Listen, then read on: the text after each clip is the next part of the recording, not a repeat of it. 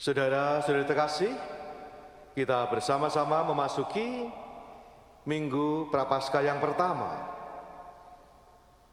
Rabu yang lalu kita ditandai dengan abu, dengan seruan bertobatlah dan percayalah kepada Injil. Seruan yang kita dengarkan di dalam bacaan Injil hari ini. Bacaan-bacaan di dalam Minggu pertama Prapaskah mengajak kita semua untuk semakin menyadari bahwa di dalam diri kita terdapat sebuah tegangan, karena kita sebagai manusia terdiri dari badan dan jiwa, jasmani dan rohani, sebagaimana di dalam kisah penciptaan digambarkan.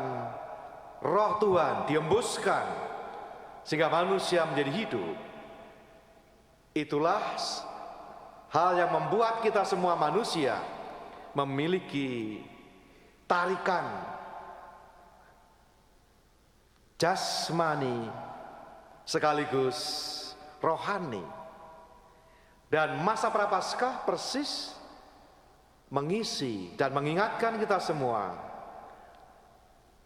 bagaimana melatih diri kita agar semakin kuat roh kita.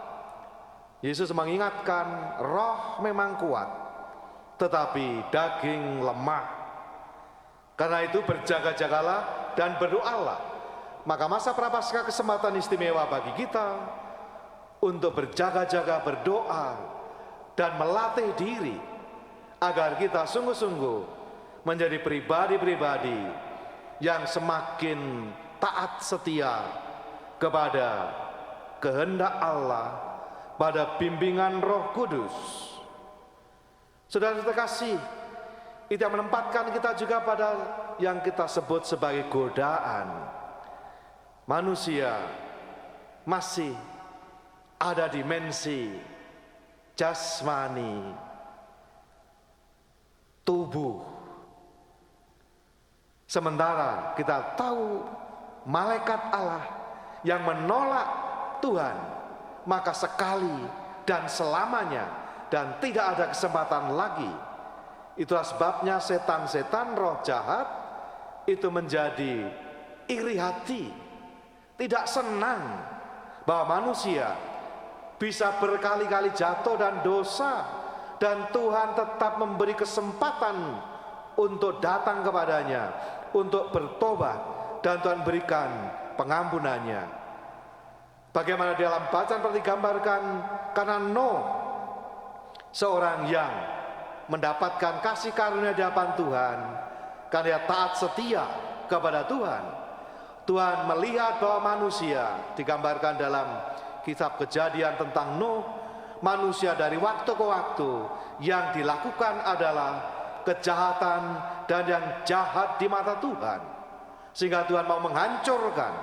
Tetapi karena melihat sosok Nuh, maka Tuhan tetap memberi kesempatan untuk manusia boleh diselamatkan berkat ketaatan dan kesediaan Nuh untuk mengikuti panggilan Tuhan. Kendati bagi orang sejamannya kita tahu apa yang dilakukan Nuh ini sesuatu yang ditertawakan. Ini orang yang aneh, membuat bahtera yang besar ketika tidak ada hujan. Nah, kalau kita sekarang Jakarta sedang dilanda banjir, ya barangkali kalau punya perahu karet itu menjadi sesuatu yang relevan. Orang akan menjadi agak sedikit percaya. Tetapi itulah Nuh, dan karena itu manusia dan ciptaan yang lain beroleh keselamatan, dan Tuhan menegaskan perjanjiannya bahwa tidak akan menghancurkan kembali bumi dan isinya, dan sampai bahkan akhirnya mengutus putranya yang tunggal supaya manusia boleh menemukan kembali jalan untuk menuju Allah. Saudara terkasih, melalui masa Prapaskah, melalui doa mati raga, pantang puasa, dan amal kasih kita diajak untuk kembali kepada Tuhan. Bertobat berarti berbalik kembali kepada Tuhan, membangun kembali relasi yang benar dengan Tuhan, dengan diri sendiri, dengan sesama, dan dengan alam ciptaan ini.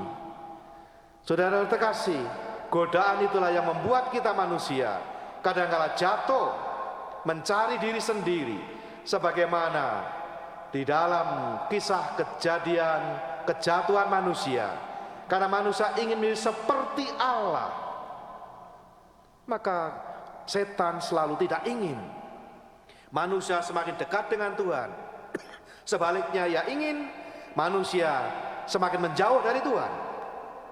Tapi godaannya tidak terang-terangan, tidak vulgar dan frontal. Kalau begitu, manusia langsung tidak diajak menolak Tuhan, nanti dulu. Tetapi yang dia buat melalui godaan-godaan itu adalah menggeser dikit, menggeser lagi dikit, dan akhirnya lama-lama menggusur tanpa disadari Tuhan dari hidupnya.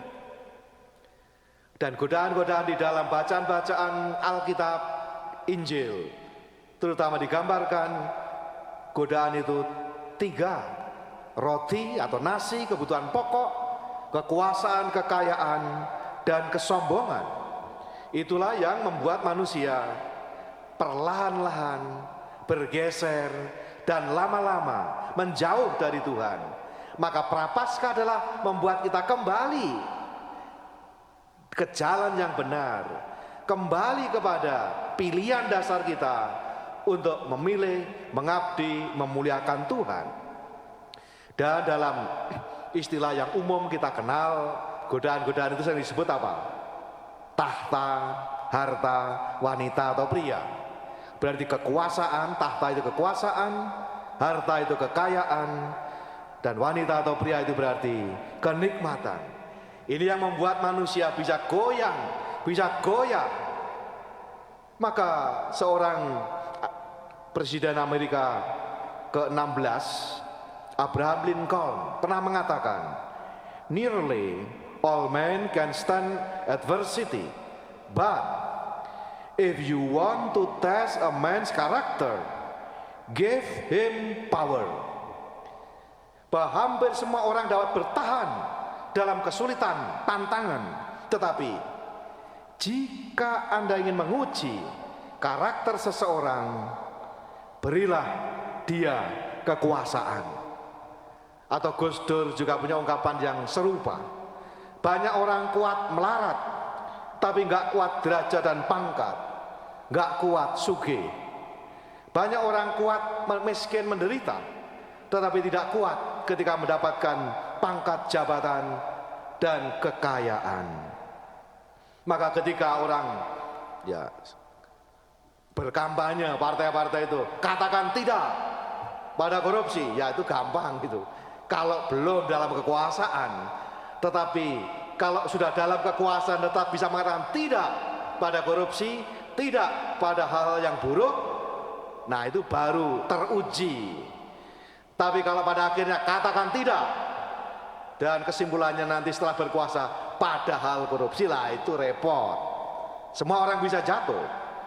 Kemarin saya membaca ungkapan yang menarik, itu mantan wali kota Surakarta, FX Hadi Rudiatmo, itu 7 tahun sebagai wakil wali kota, 8 tahun sebagai wakil wali kota, dan 8 tahun sebagai wali kota, dan mengakhiri jabatannya dan kembali kepada aktivitasnya sebagai orang tukang las, bengkel las. Dan dia mengatakan, ya tidak ada masalah, tidak ada gengsi, karena hidup ini pelayanan, bukan penguasaan kekuasaan, tapi pelayanan. Urip iku urup, bahwa hidup ini harus menjadi menyala dan bermanfaat bagi orang lain. Nah kalau begitu, nah orang teruji. Godaan-godaan itu membuat kita di satu pihak bisa jatuh, tetapi bisa juga menjadi ujian kita untuk naik kelas, untuk naik tingkat.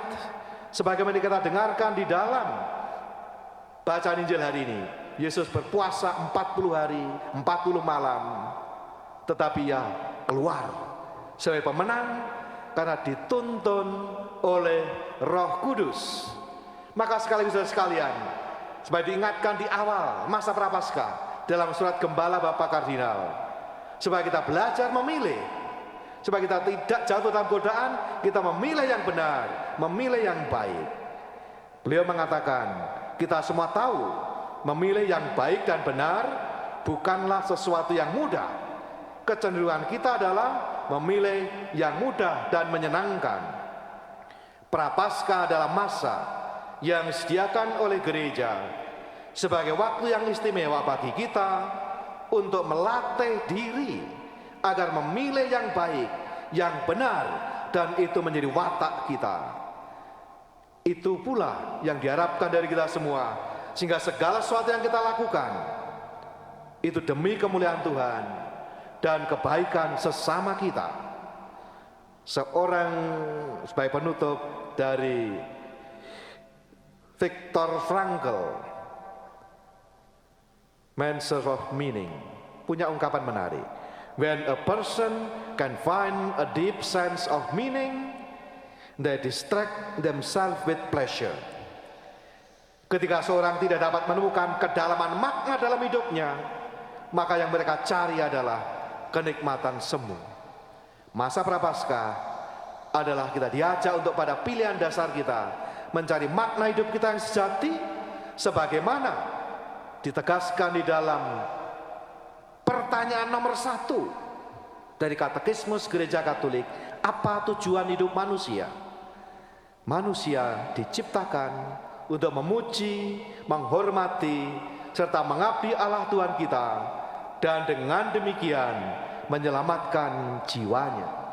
Saudara-saudara terkasih, itulah kerangka dasar kita, itulah jalan yang mau kita hidupi, kita hayati dalam masa Prapaskah, agar kita semakin bisa memilih yang baik dan benar, yang bermakna untuk kemuliaan Tuhan dan untuk kebaikan sesama. Dan dengan cara itu, hidup kita juga boleh menjadi berkat bagi sesama. Maka doa yang juga dikutip oleh Bapak Kardinal dalam surat Gembala kiranya baik untuk kita doakan bersama. Tuhan, Engkau mengundang kami untuk memahami masa yang berat ini sebagai saat untuk memilih. Masa berat itu bukanlah hukuman yang datang daripadamu, tetapi adalah saat yang menentukan bagi kami, saat bagi kami untuk memilih mana yang sungguh berarti, bermakna, dan mana yang akan lewat, saat untuk membedakan mana yang sungguh penting dan mana yang tidak penting. Inilah saat bagi kami untuk kembali ke jalur hidup kami yang benar dalam hubungan kami dengan Dikau, dengan sesama. Mari kita mewujudkan semangat pertobatan itu agar kita berbuah, semakin mengasihi, semakin terlibat, dan semakin menjadi berkat. Dimuliakanlah nama Tuhan kini dan sepanjang masa. Amin.